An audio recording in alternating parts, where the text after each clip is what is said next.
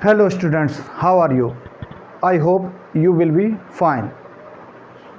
Today's topic is metal and non-metal. This is the most important topic for class 10th board exams because most of the questions arrive from this topics, metals and non-metals. So we will discuss about the metals and non-metals in detail. So let's start this topic, metals and non-metals.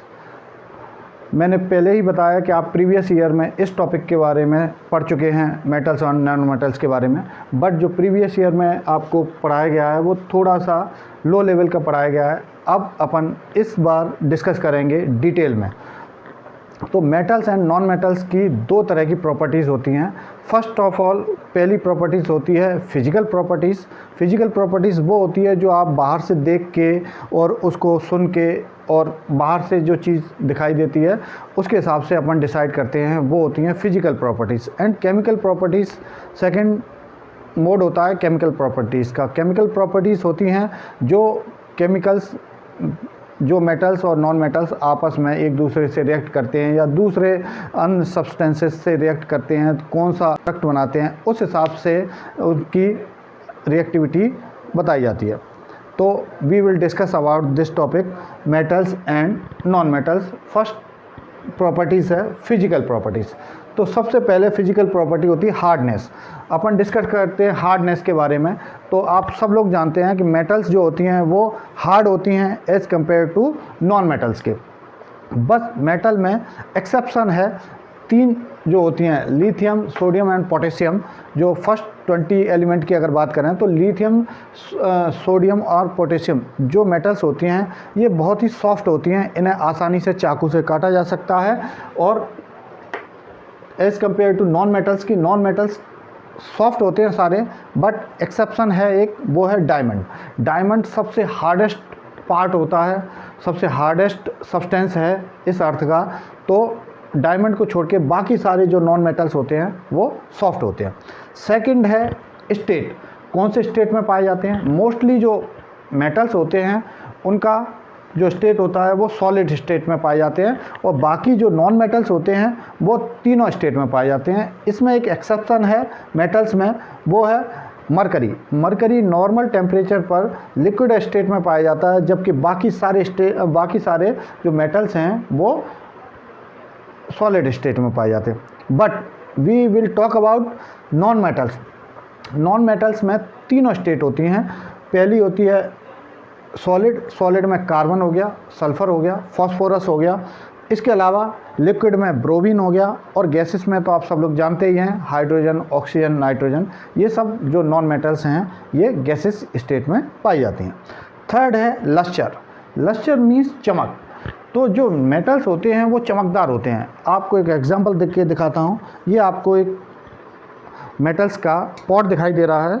इसको आप देखेंगे तो इसमें चमक है, ये चमकदार है, ये चीज़ चमक रही है। इसमें आप अपनी इमेज देख सकते हैं, और इसीलिए जो मेटल्स में होती है वो लस्टर होता है। जबकि इसके अपोजिट अगर आप कार्बन को देखते हैं, कोयले को देखते हैं, तो उसमें कोई भी चमक नहीं होती है।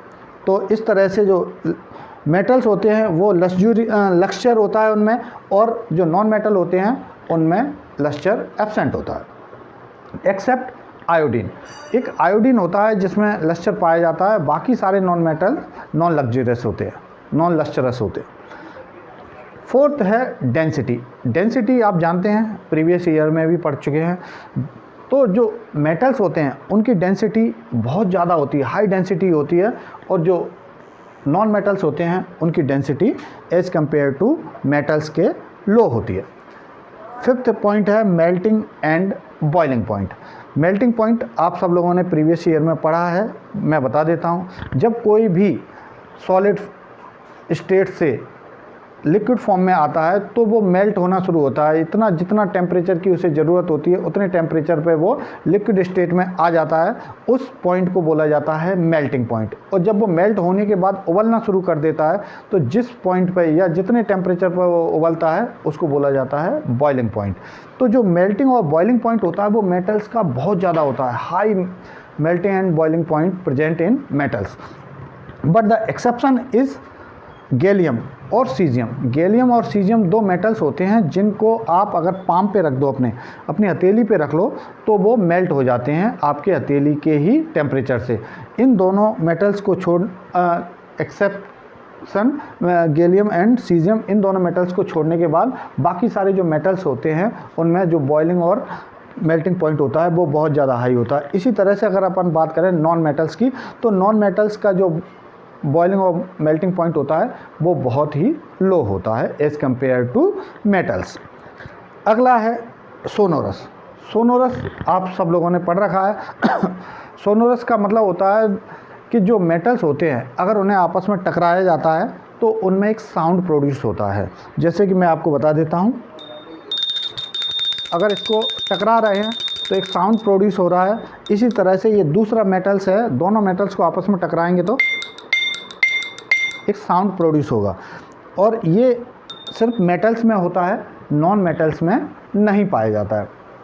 इस तरह से जो सोनोरस की प्रॉपर्टीज़ होती है वो मेटल्स में प्रेजेंट होती है। Metals are sonorous but non metals are not sonorous. And ductility. Ductility, आप डक्टिलिटी के बारे में भी आप लोगों ने पढ़ रखा है, नहीं पढ़ा है तो बता देता हूँ कि जो मेटल्स होते हैं उनको अपन वायर के, लॉन्ग वायर के फॉर्म में कन्वर्ट किया जा सकता है। जैसे कि अपन इलेक्ट्रिसिटी को एक जगह से दूसरी जगह ले जाने के लिए हमें वायर फॉर्म की ज़रूरत होती है, और इसके लिए अपन एल्यूमिनियम का, कॉपर का और लोहे का वायर बना लेते हैं, और ये वायर फॉर्म में कन्वर्ट होने की प्रॉपर्टी को ही डक्टिलिटी बोला जाता है। और जो मेटल्स होते हैं उसको इजीली लंबे वायर्स में कन्वर्ट किया जा सकता है। जो नॉन मेटल्स होते हैं उनको वायर के फॉर्म में कन्वर्ट नहीं किया जा सकता।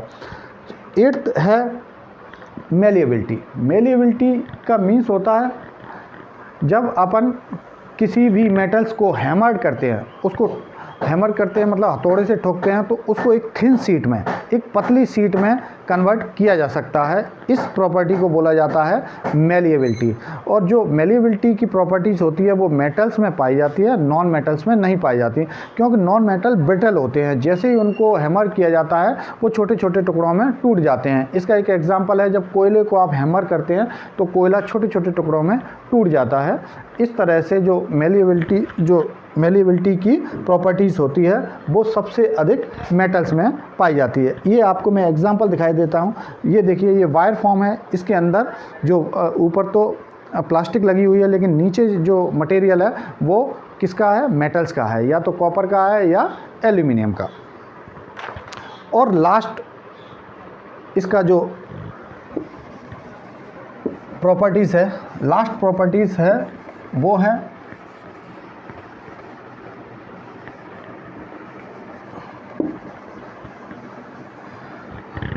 और इन तीनों प्रॉपर्टीज़ को, जो लास्ट वाली 3 प्रॉपर्टीज़ हैं 6, 7, 8, इसको याद रखने के लिए एक फॉर्म है SDM।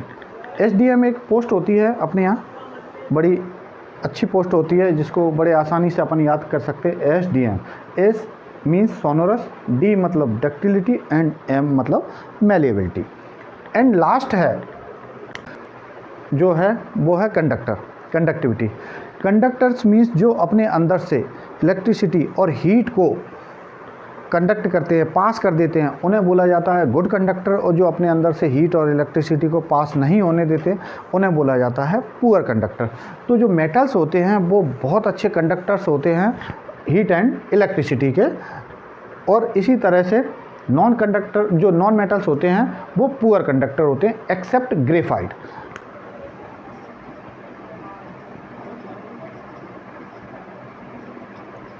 गुड कंडक्टर,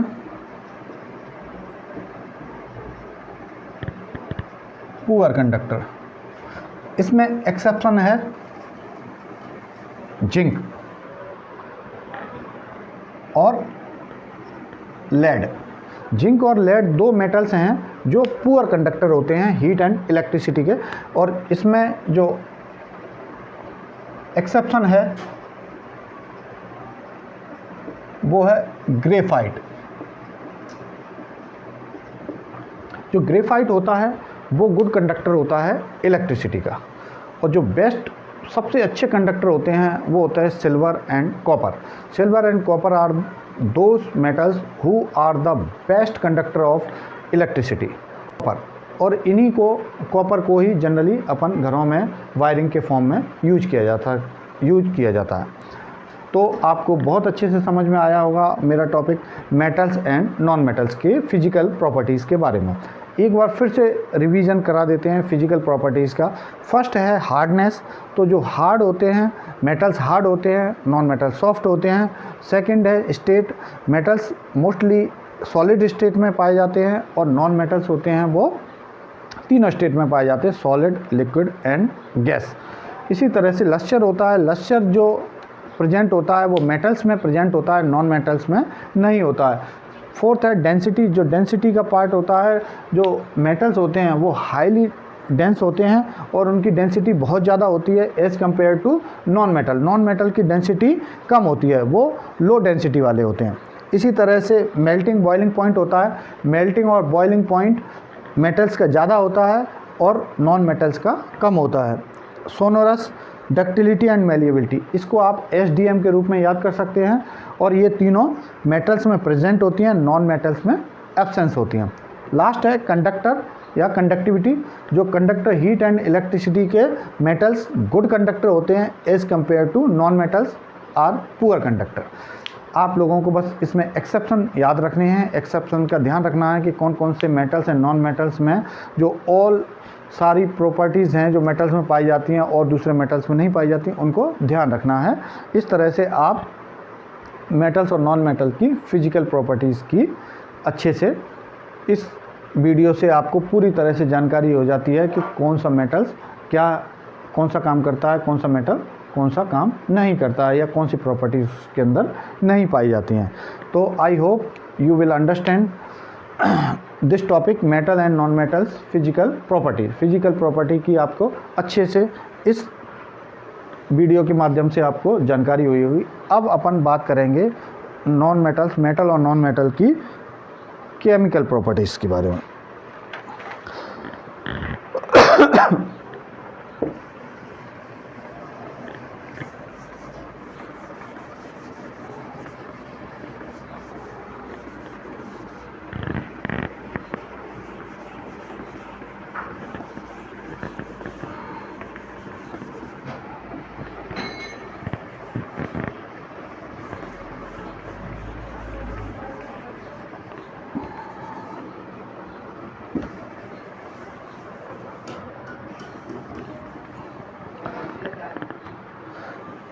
तो शुरू करते हैं chemical properties of metals and non metals.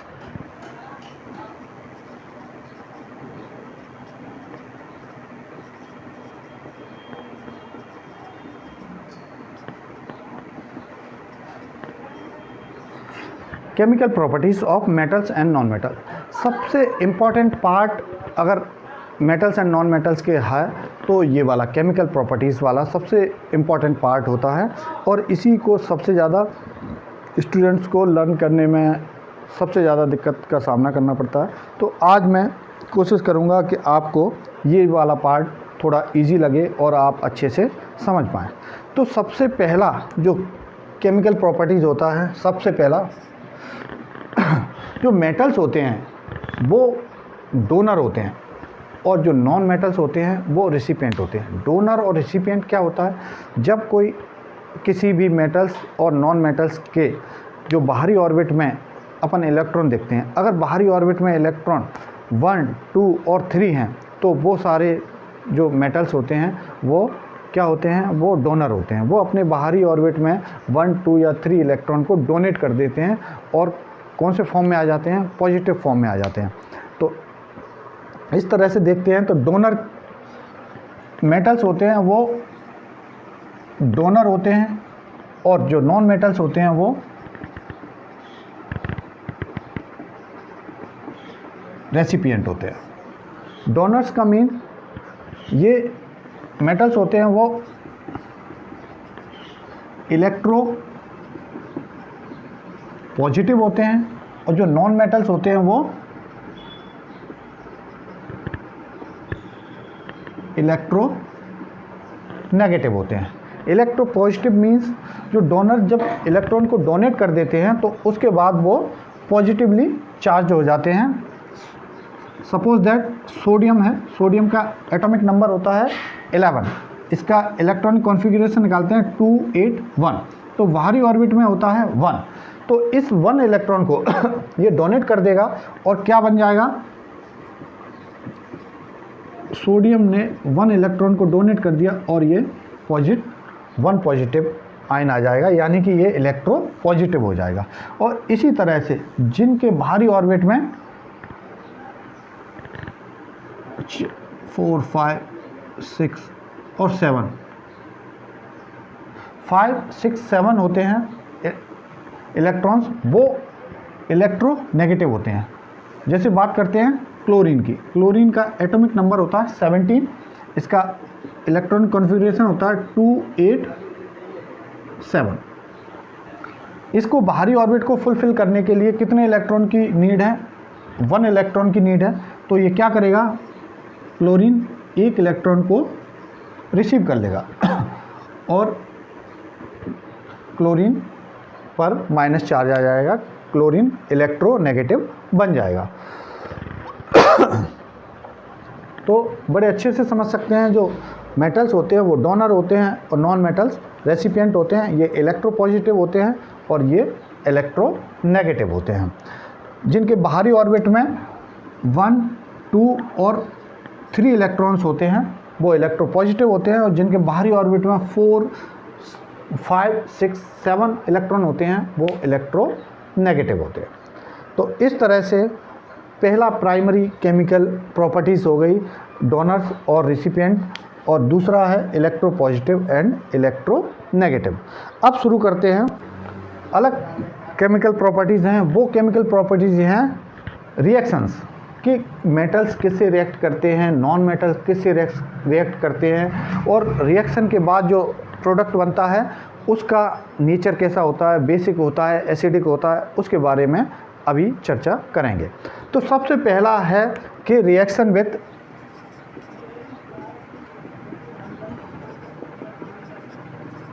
Oxygen. Oxygen आप सब लोग जानते हो, ऑक्सीजन अपने एटमॉस्फेयर में पाई जाती है और बहुत अच्छी मात्रा में पाई जाती है। जब किसी भी चीज़ को, किसी भी सब्सटेंस को जलाया जाता है तो सबसे ज़्यादा जो नीड होती है वो ऑक्सीजन की होती है। अगर ऑक्सीजन अवेलेबल नहीं है तो वो चीज़ जल नहीं सकती, क्योंकि किसी भी चीज़ को जलने के लिए ऑक्सीजन की आवश्यकता होती है। तो अपन जब मेटल्स की ऑक्सीजन से रिएक्ट कराते हैं, मेटल्स जब ऑक्सीजन से रिएक्ट करता है तो क्या बनाता है, मेटल्स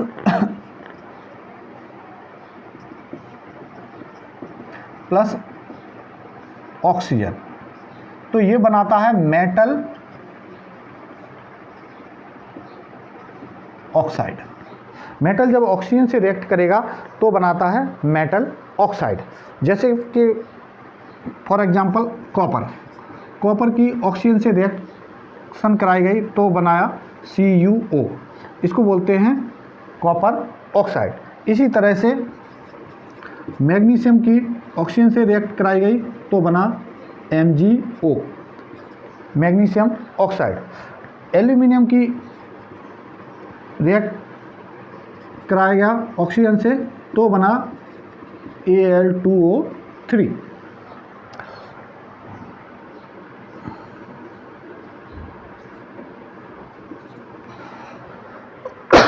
तो आप देख सकते हैं कि जब मेटल्स किसी भी ऑक्सीजन, कोई भी मेटल ऑक्सीजन से रिएक्ट करता है तो क्या बना लेता है, मेटल ऑक्साइड बना लेता है। और ये मेटल ऑक्साइड होता है, इसकी जो प्रॉपर्टीज होती है या इसका जो नेचर होता है वो कैसा होता है, बेसिक होता है, बेसिक नेचर होता है, और इसका pH 7 से ज़्यादा होता है। इसी तरह से अगर अपन नॉन मेटल की बात करें तो नॉन मेटल भी ऑक्सीजन से रिएक्ट करते हैं, और नॉन मेटल ऑक्सीजन से रिएक्ट करके ऑक्साइड बनाते हैं, लेकिन जो इनका नेचर होता है वो एसिडिक नेचर होता है। एज़ कम्पेयर टू बात करें, कार्बन ऑक्सीजन से रिएक्ट करके कार्बन डाइऑक्साइड बनाता है, सल्फ़र ऑक्सीजन से रिएक्ट करके सल्फ़र डाइऑक्साइड बनाता है। और ये जो नेचर होता है इनका नेचर होता है एसिडिक। तो आप बड़ी अच्छे से समझ चुके होंगे कि पहला जो केमिकल प्रॉपर्टीज़ है रिएक्शन विथ ऑक्सीजन, ऑक्सीजन से रिएक्ट करने पर मेटल क्या बनाता है और नॉन मेटल क्या बनाता है। दोनों ही ऑक्साइड बनाते हैं, बट जो नेचर होता है, जो मेटल का जो नेचर होता है वो बेसिक होता है और जो नॉन मेटल का नेचर होता है वो एसिडिक होता है। इसी तरह से अब आगे चलते हैं। अगर इस ऑक्साइड को जैसे कि पानी से रिएक्ट कराया जाए, किससे? पानी, आप बड़े अच्छे से जानते हैं पानी का जो फॉर्मूला होता है वो H2O होता है। जब इस ऑक्साइड की रिएक्शन पानी से कराई जाती है तो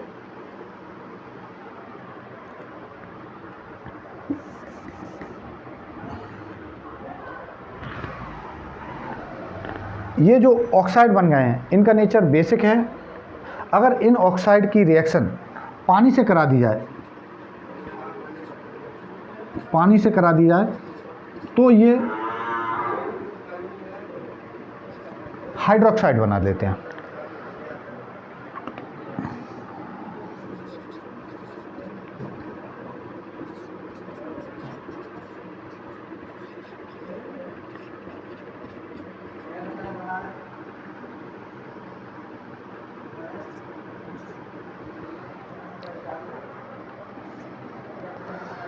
अगर इस ऑक्साइड की रिएक्शन पानी से करा दी जाती है तो ये हाइड्रोक्साइड बना देते हैं। इसी तरह से आप देख सकते हैं कि पहले मेटल ने ऑक्सीजन से रिएक्ट किया, अगर इस ऑक्साइड का जो बेसिक नेचर है इसको पानी से रिएक्ट कराया गया तो हाइड्रोक्साइड बन जाएगा। अब अगर आप आगे चलते हैं, दूसरा रिएक्शन है रिएक्शन विथ डाइल्यूट एसिड्स। अगर मेटल्स की डाइल्यूट हाइड्रोक्लोरिक एसिड और डाइल्यूट सल्फ्यूरिक एसिड से रिएक्शन कराई जाती है तो क्या बनता है? तो सॉल्ट बनता है और हाइड्रोजन गैस रिलीज होती है। ये सबसे इम्पॉर्टेंट रिएक्शन है इस टॉपिक की, अगर स्टूडेंट्स को ध्यान देने की ज़रूरत है। इस टॉपिक में जो सबसे इम्पॉर्टेंट रिएक्शन है वो है डाइल्यूट एसिड से रिएक्शन कराना। डाइल्यूट एसिड से रिएक्शन कराने पर कौन सा प्रोडक्ट बनता है? कई बार पूछा जाता है कि डाइल्यूट एसिड से जब रिएक्ट कराया जाता है तो कौन सी गैस निकलती है, कौन सी गैस इवॉल्व होती है। इस चीज़ के लिए सबसे पहले अपन देखते हैं कि जो मैग्नीशियम है, sodium plus HCl, dilute HCl है, इसकी रिएक्शन कराई जाती है तो सॉल्ट बनता है, NaCl सॉल्ट बनता है प्लस हाइड्रोजन गैस इवॉल्व होती है। तो आप देख सकते हैं जब कोई भी मेटल्स की रिएक्शन डाइल्यूट एसिड से कराई जाती है तो हाइड्रोजन गैस बनती है। इसी तरह से अगर सोडियम की H2SO4 से कराई जाए तो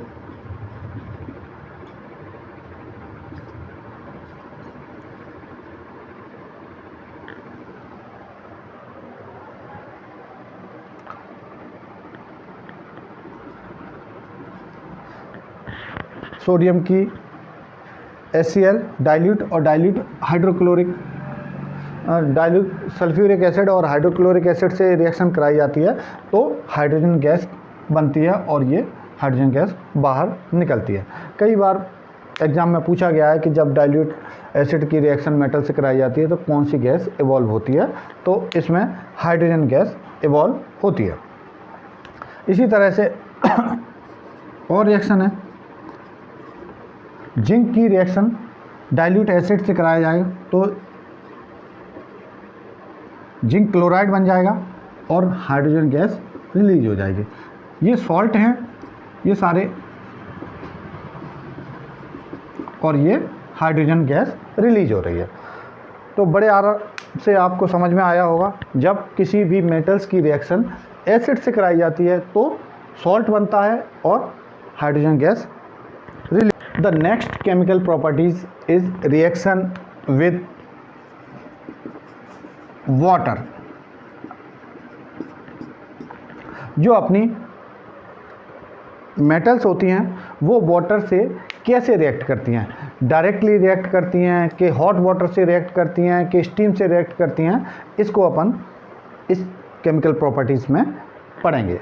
तो सबसे पहले जो हाईली रिएक्टिव मेटल्स होती हैं जैसे कि सोडियम, मैग्नीशियम और पोटेशियम, ये पानी से डायरेक्टली रिएक्ट कर लेती हैं क्योंकि ये हाईली रिएक्टिव होती हैं। ये ठंडे पानी से रिएक्ट करके हाइड्रोक्साइड बना लेती हैं, जैसे कि सोडियम प्लस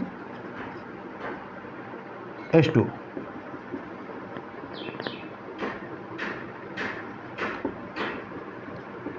और हाइड्रोजन गैस इवॉल्व हो जाती है।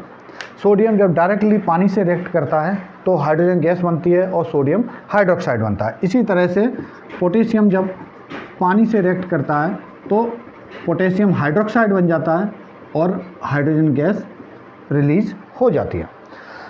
इसी तरह से देखेंगे कि जो कैल्शियम होता है, कैल्शियम भी पानी से रिएक्ट कर लेता है, लेकिन क्या करता है, कैल्शियम जो मेटल होता है वो पानी पर फ्लोट करने लगता है। नेक्स्ट आगे बात करते हैं कि जो मेटल्स है लाइक एल्यूमिनियम, आयरन और जिंक, ये 3 मेटल्स होती हैं, ये ठंडे पानी से रिएक्ट नहीं करती, ना ही गर्म पानी से रिएक्ट करती हैं। ये रिएक्ट करती हैं वेपर से, पानी की जो भाप होती है उससे रिएक्ट करके हाइड्रोक्साइड बना लेती हैं। यानी कि अगर ये तीनों मेटल्स को पानी में डायरेक्टली डाला जाए तो ये कोई रिएक्शन नहीं करेंगी, लेकिन अगर पानी की वेपर होगी तो वेपर से रिएक्ट करके ऑक्साइड बना लेंगी, जैसे कि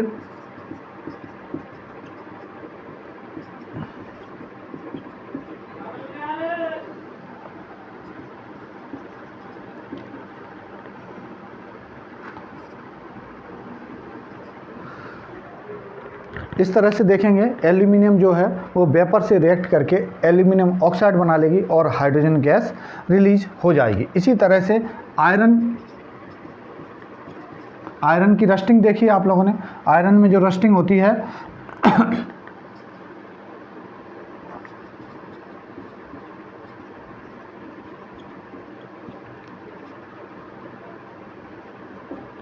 ये गैसेस फॉर्म में हाइड्रोजन इवॉल्व हो जाएगी और आयरन पानी की वेपर से रिएक्ट करके आयरन ऑक्साइड बना लेगा। और रस्टिंग आप लोग जानते हैं, जब किसी भी आयरन को, लोहे को खुले में छोड़ दिया जाता है तो कुछ समय बाद देखते हैं उसकी रस्टिंग हो जाती है। तो ये रस्टिंग का ही प्रोसेस है। इसमें आयरन वेपर से रिएक्ट करके क्या कर लेता है, आयरन ऑक्साइड बना लेता है। इसमें एक्सेप्शन है कि जो सिल्वर है, गोल्ड है और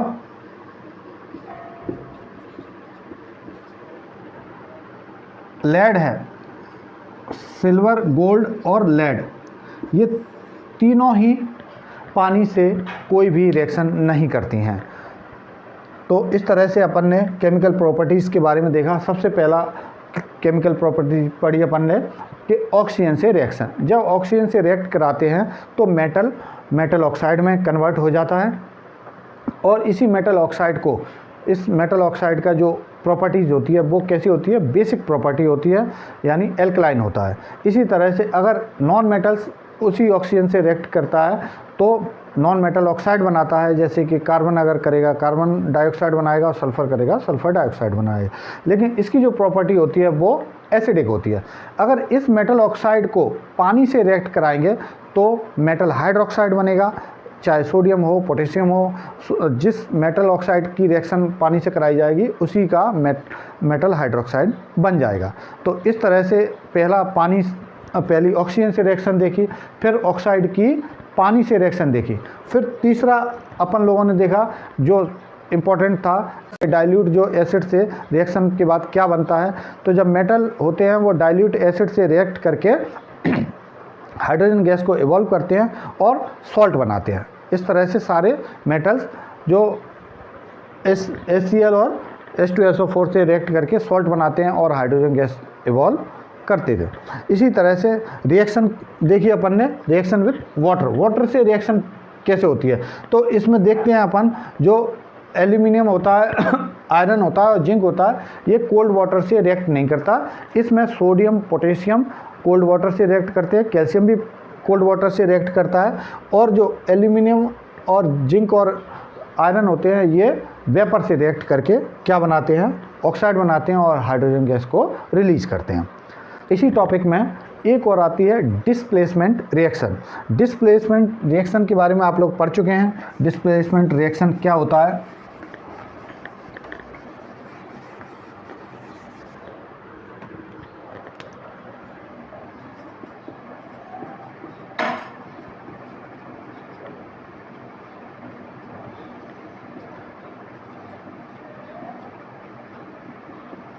डिस्प्लेसमेंट रिएक्शन, जब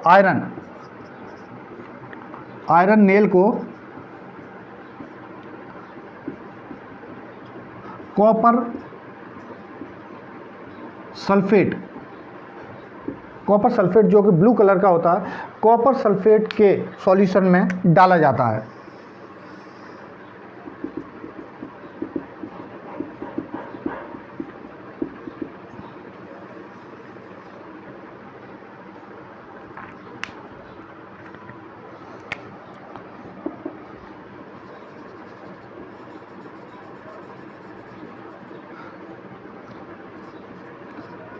ये है कॉपर सल्फेट का सॉल्यूशन और ये है आयरन नेल। जब आयरन नेल को कॉपर सल्फेट के सॉल्यूशन में डाला जाता है तो आप देखते हैं कुछ समय बाद कॉपर सल्फेट का जो कलर होता है वो चेंज हो जाता है, because of displacement reaction. Iron plus CuSO4 जब इनको आपस में रिएक्ट कराया जाता है तो आयरन, ये सल्फेट यहाँ से टूटकर आयरन से जुड़ जाता है और आयरन सल्फेट बना लेता है और कॉपर डिस्प्लेस हो जाता है। इस रिएक्शन को बोला जाता है डिस्प्लेसमेंट रिएक्शन। जो कॉपर से जुड़ा हुआ सॉल्ट फॉर्म होता है वो उससे हटकर आयरन से जुड़ जाता है और आयरन सल्फेट बना लेता है और कॉपर रिलीज हो जाता है और इसका ब्लू कलर डिसअपीयर हो जाता है। इस केमिकल रिएक्शन को बोला जाता है डिस्प्लेसमेंट रिएक्शन। इस तरह से आप सभी लोगों ने इस पूरे टॉपिक के बारे में पढ़ा, मेटल्स एंड नॉन मेटल्स के बारे में। तो इसमें सिर्फ एक चीज़ और रह गई है, वो अभी डिस्कस करते हैं, reactivity series. Reactivity series of metal.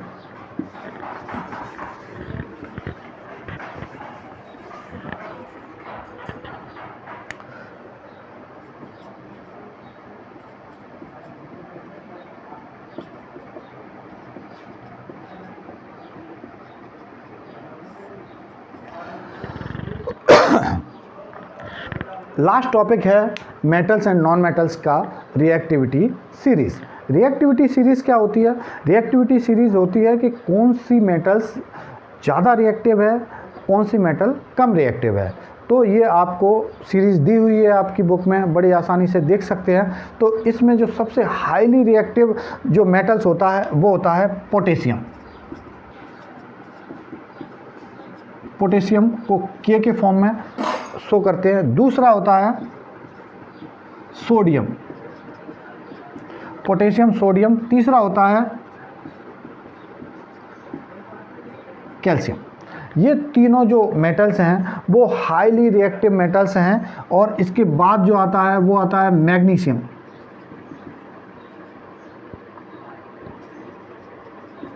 फिर आता है जिंक, जिंक को Zn से। फिर आता है आयरन,